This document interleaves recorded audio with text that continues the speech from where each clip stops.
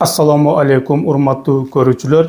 Бүгүнкү күндө Орусия менен Азербайжандын ортосундагы чыр күн сайын күчөп жатат. Жана Орусияга Азербайжан ушундай катуу жооп берди. Орусиянын бийлиги үчүн бул күтүүсүз болду жана эмне кылууну билбей калды. Эмне үчүн буга чейин Өзбекстан менен Кыргызстан өз жарандары Орусияда сабалганда жооп бере албай келген. Жана эмне үчүн Азербайжан мындай катуу жооп берип олтурат. Азербайжан бүгүнкү күндө Орусиянын жарандарыны, өз өлкөсүндөгү Орусиянын жарандарыны аяусуз сабап, Орусияга мына көр, сенин да жарандарыңды чет өлкөдө сабап салса кандай болот экендигин өзүң да көр деген сыяктуу Орусияга чоң бир сабак берип олтурат. Мунун жыйынтыгы эмнеге алып келет, эмне менен бүтөт жана эмнелер болуп жатат, бул чыгарылышта сиздерге толук катарынан түшүндүрүп берүүгө аракет кылабыз.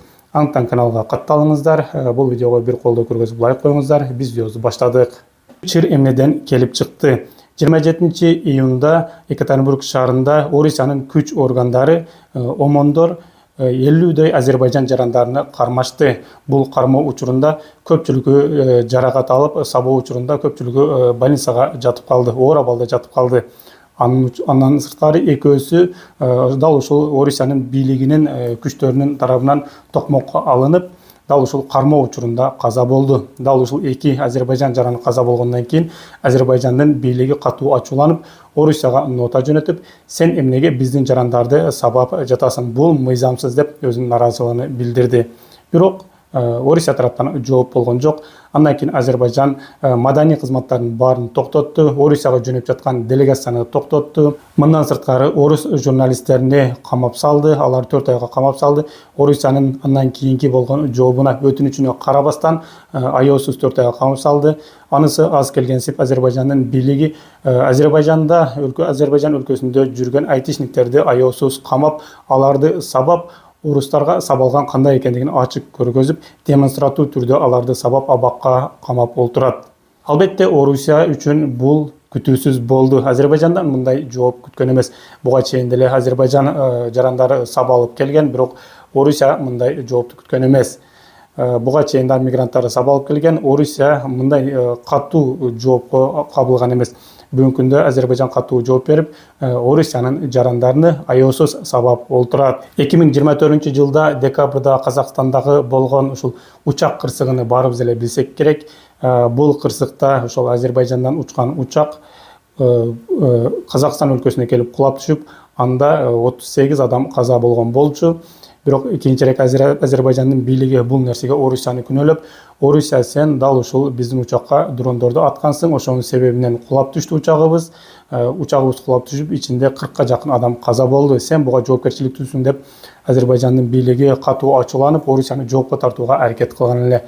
Бирок Владимир Путин Алиевке, Азербайжандын президентине түз байланышка чыгып, телефондо сүйлөшүп, кечирим сураган болчу. Кечирим сурагандан кийин Азербайжан бул нерсени кечирип, Орусия менен болгон мамилесин бузган эмес болчу.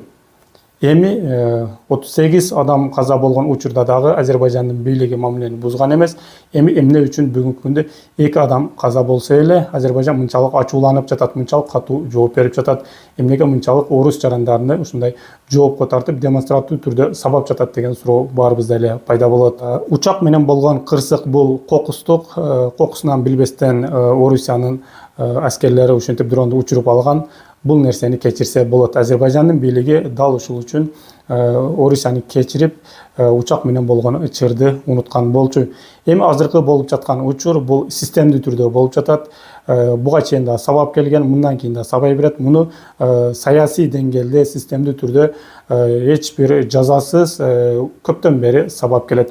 Мунун жыйынтыгы бүгүнкү күндө Азербайжан жарандарынын өлүмүнө алып келди.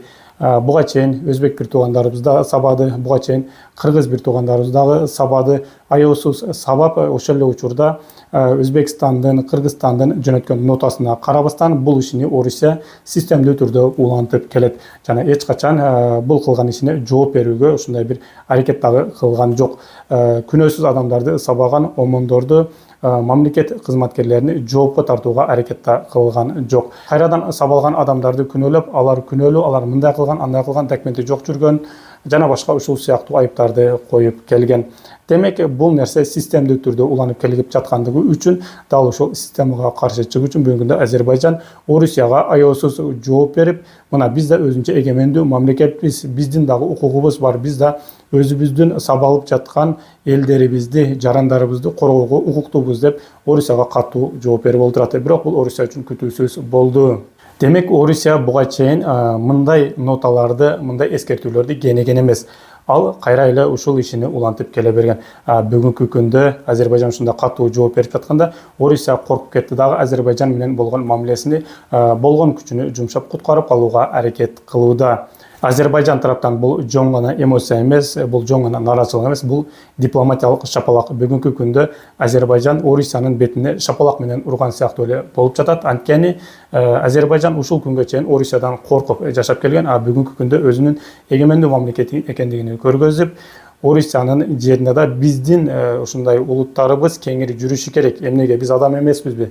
Биз да өзүбүздү коргогонго акыбыз бар деп жаткандай көрүнөт. Эми окуя кандай болгондугун шашпастан сиздерге кеңири түшүндүрүп берели. 27-июнь күнү эки тормукта омондор 50 Азербайжан улутундагы адамдарды кармаган. Себеп 2001, 2010 жана 2011 жылдары булар алдам өлтүргөнгө шектүү адамдар деп 50ге жакын адамды кармап кеткен.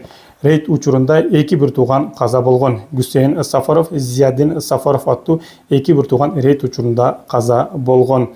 Демек, кармоо учурунда сабап өлтүргөнгө чейин алып барган. Мындан сырткары бир канча кармалган адамдар оор абалда госпитализация болгон, оор абалда больницага жатып калган.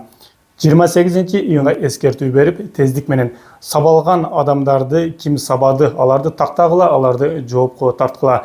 Эмнеге булар мыйзамсыз иш менен адамдарды өлтүрүп жатат деп нараазычылыгын билдирген, бирок Орусия тараптан эч кандай жооп болгон жок. Орусия кенебестикке салып, кайра эле Азербайжандын бул талабына жооп берген жок.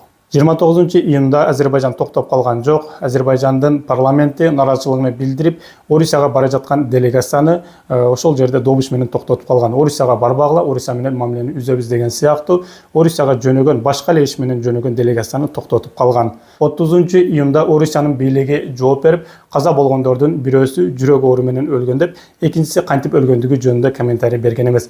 Жана бул жерде Азербайжандын бийлигинен кечирим суроо жана башка ушул сыяктуу нерсе эч кандай башка ачыкча билдирүү болгон эмес. Болгону жүрөк оорусу менен өлгөн деген эле комментарийни берип койгон. Андан кийин Азербайжандын бийлиги ошол эле күнү ачууланып, Спутник агенттигинде иштеген журналисттерди камаган жана ал жердеги журналисттерди ФСБ менен байланышы бар деп аларды камакка камап салган. Ошол эле күнү Орусия тарап рейдте каза болгон бир туугандардын денесини Бакуга жөнөткөн. Андан кийин эртеш күнү Бакуга келген дал ушул каза болгон эки адамдын денеси жерге берилген. 1-июнда баары начарлап кеткен. Орусиянын бийлиги Москвадагы Азербайжандын элчи Рахман Мустафаевди чакырып, ага катуу эскертүү берип, биздин адамдарды бошотуп койгула, мамилени начарлатып жатасыңар, мамилени бузулуусуна жол бербегиле деп ушундай Азербайжандын элчисине катуу эскертүү берген. Ошол эле учурда Азербайжандын элчиси Москвада туруп, ооз-эки Орусияга нота берип, силердин кылып жаткан ишиңер мыйзамсыз, биздин адамдарды уруп сабап өлтүрүп салдыңар, анын баары мыйзамсыз, аны уруп сабап токмоктогон кылмышкерлерди жоопко тарткыла деп. Жана бул менен Азербайжан токтогон эмес. Азербайжандын генералдуу прокуратурасы Орусияга каршы өзгөчө мыкаачылык менен кыйноо жана атайлап өлтүрүү фактысы боюнча кылмыш ишини козгогон. Азер бийлиги 60 жаштагы Гусейн Сафаров соккулардан муш жегендигинин айнан кабыргалары сынып каза болгон деп билдирип, анын иниси 55 жаштагы иниси посттравматикалык шоктон сабалып каза болгон деп айтты.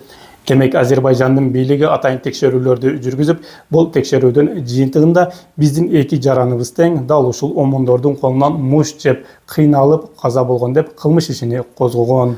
Азербайжандын бийлиги бул менен токтогон эмес. Кайрадан Азербайжандын ички иштер министрлиги өзүнүн өлкөсүндө рейд жүргүзүп, орус жарандарын, айтишниктерди кармап, аларды ур токмокко алып, демонстраттуу түрдө видеого тартып, аларды кантип уруп, кантип сабагандыгын интернетке чыгарган. Дал ушул кармоодон кийин Азербайжандын бийлиги аларды ушул Ирандан наша ташыганга күнөөлөп, ушундай кылмыш иши менен Орусиянын айтишник жарандарын кармаган. Балким булардын эч кандай нашага тиешеси жоктур, балким булар жоң гана программист, айтишник болуп иштеп жаткандар болушу мүмкүн. Бирок Азербайжан бийлиги Мына биз да орус жарандарыны сабай алабыз. Мына биз да силерге ушундай кыйынчылык жарата алабыз. Эми эмне кыла аласыңар? Биз эгемендүү мамлекетпиз деген сыяктуу Орусияга өзүнүн күчүнү, өзүнүн эркиндүүлүгүнү көргөзүп жатат. 2-июнда Орусиянын тышкы иштер министри өз жарандарына кайрылуу жасап, Азербайжанда жүргөн орустарды этият болууга чакырган. Демек, бул эмнени түшүндүрөт? Бул мамиленин чындыгында ушундай начарлап кеткендигини түшүндүрөт. Мамлекеттик катчы Дмитрий Песков болсо ошол эле учурда биз Азербайжандагы орус жарандардын кызыкчылыгын толугу менен коргойбуз деп билдирүү жасап чыкты жана Азербайжанды диалогко чакырып, ынтымакка келүүгө чакырды. Азербайжан эмне кылып жатат? Азербайжандагы Орусиядагы өзүнүн жарандарынын кызыкчылыгын коргоого аракет кылып жатат.